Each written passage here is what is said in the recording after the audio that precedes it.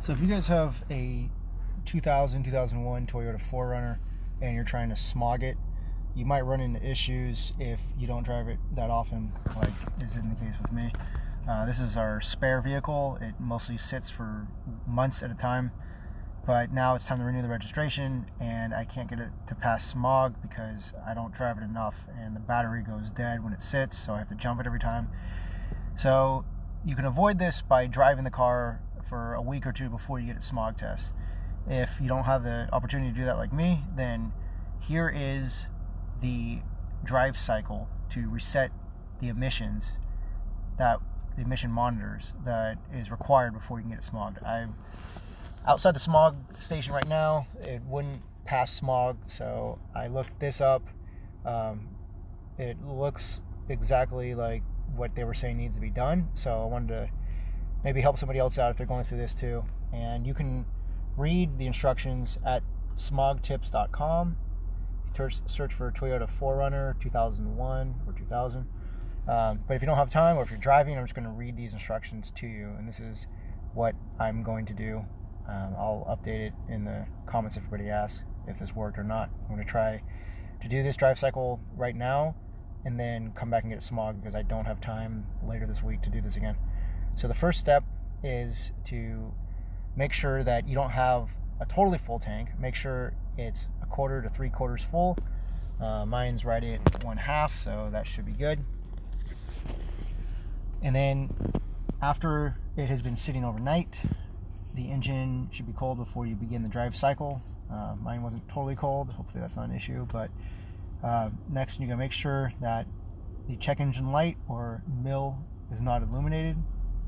If it is, then get it diagnosed. You can go to the Toyota dealership or smog test center.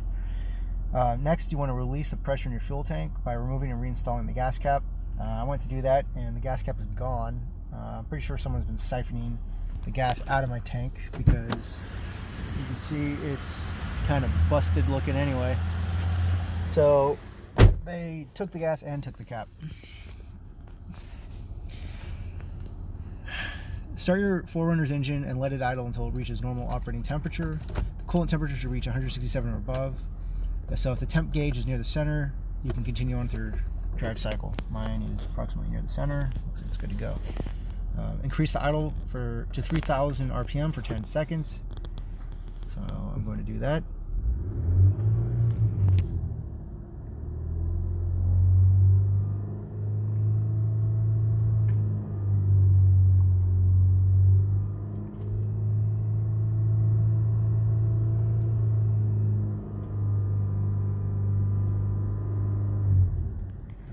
So we held it at around 3,000 for 10 seconds, then allow the engine to return to idle, and then turn on the AC.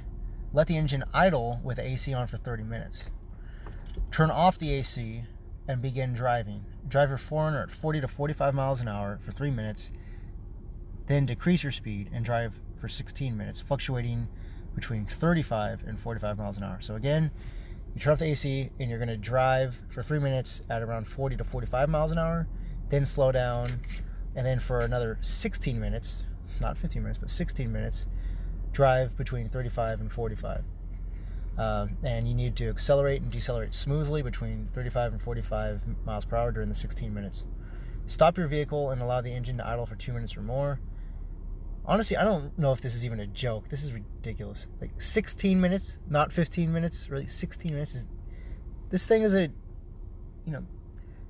20-year-old car that is not sophisticated, but somehow the emissions monitor is like the launch code sequence for a NASA rocket. All right, so stop your vehicle and allow the engine to idle for 2 minutes or more. Begin driving once again.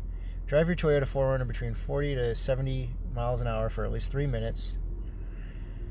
All right, so we're to repeat. Stop the vehicle, allow the engine to idle for 2 minutes or more. You're going to pull over basically after you do this for the 3 minutes and then 16 minutes. So, you should be on the freeway for like 19 minutes. Then pull over, maybe on the side of the freeway. Let the engine idle for 2 minutes or more. Then drive again. Now drive between 40 and 70 miles an hour for at least 3 minutes. Be sure to maintain engine speeds between 900 and 3,200 RPMs. Stop the vehicle and allow the engine to idle for 10 seconds or more. Begin driving again at 25 miles per hour for 1 minute. Be sure to maintain engine speed above 900 miles an hour. Stop the vehicle and allow the engine to idle for 10 seconds or more. Perform steps E 10 times. So that was step E. So again, you're going to stop the vehicle, allow the engine to idle for 2 minutes or more. Drive again. Drive for between 40 and 70 miles an hour for at least 3 minutes, maintaining RPMs between 900 and 3200 RPM. Then stop the vehicle. You got to pull over and allow the engine to idle for 10 seconds or more. Drive again for 25 miles an hour for 1 minute. Be sure to maintain engine speed above 900 RPM. Then stop the vehicle and allow the engine to idle for 10 seconds or more. So you got to perform step E 10 times. Okay, that's absurd. So this portion of the drive cycle is not easy to perform on public roadways, of course, and then that's it. So just to summarize again, in case you're driving, you want to pause this and play it as you go. Otherwise, you can just stop the video now. So start with the 4Runner, should have about a quarter to 3/4 tank of gas. After it's been sitting, engine should be cold before you do the drive cycle. Make sure the check engine light is not on. Make sure you release the pressure in the fuel tank. Make sure the coolant temperature is around the center, 167 or above Fahrenheit. Increase the idle to 3,000 RPM. So while you're sitting, rev it to 3,000 RPM for 10 seconds. Allow the engine to return to idle, and then turn on the AC. Let the engine idle with the AC on for 30 minutes. All right, let the engine idle with the AC on for 30 minutes. Then turn off the AC and start driving between 40 to 55 miles an hour for 3 minutes. Then decrease the speed, and then drive for 16 minutes between 35 and 45 miles an hour. So first, 3 minutes at 40 to 45, 16 minutes at 35 to 45. And accelerate and decelerate smoothly during that 16 minutes. Keep it between 35 and 45. Stop the vehicle, allow the engine to idle for 2 minutes or more. Drive again. Drive now between 40 and 70 miles an hour for 3 minutes. Then pull over, stop the vehicle, but leave the engine running, and allow the engine to idle for 10 seconds or more. Then pull back out, drive again at 25 miles an hour for 1 minute. Then pull back over, let the engine idle for 10 seconds. You can perform that step 10 times. So you have to stop, let it idle for 2 minutes or more, drive between 40 and 70 miles an hour for 3 minutes, let the engine idle for 10 seconds, and then drive at 25 miles an hour for 1 minute. Then let it idle for 10 seconds, then drive again 40 to 70 miles an hour for 3 minutes, pull it over, let it idle for 10 seconds, and then drive at 25 miles an hour for 1 minute.